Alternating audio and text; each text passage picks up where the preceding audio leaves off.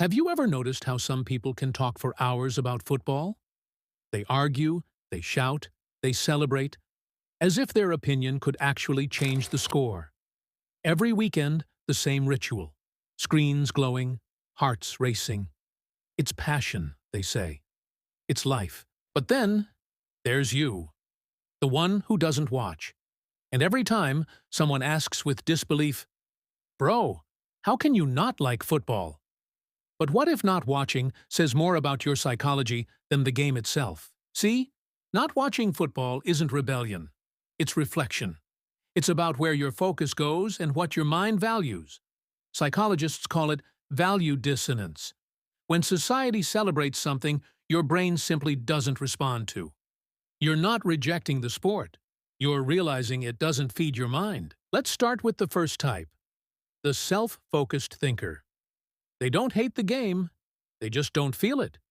Their brain isn't wired for vicarious emotion, that thrill people get from watching others succeed.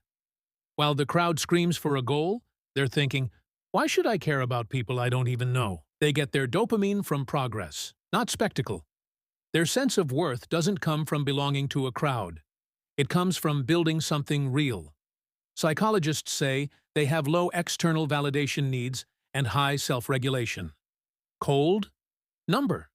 Just independent thinkers who'd rather live their story than watch someone else's. Then there's the disillusioned observer. They used to care. They watched every match, knew every player. But something changed. They started seeing the machinery behind the magic. The money, the marketing, the idolization of men who don't even know their fans exist. This type experiences what psychologists call existential detachment, when entertainment no longer feels meaningful because it lacks growth. They realized cheering won't fix their problems, and celebrating strangers won't fill their emptiness. So they stepped back. Not out of arrogance, out of awareness. They don't reject football. They reject the illusion that it matters more than life itself. Next is the redirected mind. These people don't dislike football, they just don't need it. Their energy flows elsewhere. Cars, games, music, learning, anything that makes their brain feel alive. Psychologically, they have what's called diversified stimulation patterns.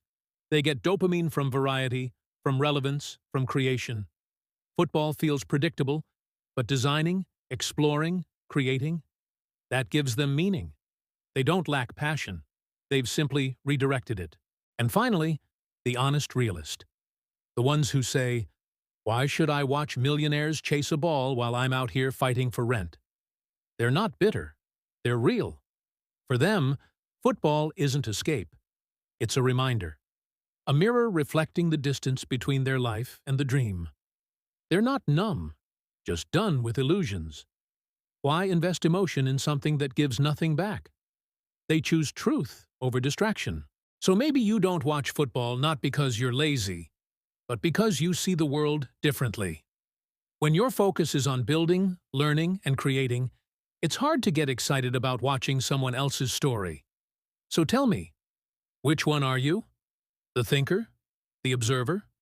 The redirected mind? Or the realist? Whatever you are, remember, not watching doesn't make you strange. It makes you self-aware. And if this made you think differently, subscribe, because we go deeper every day.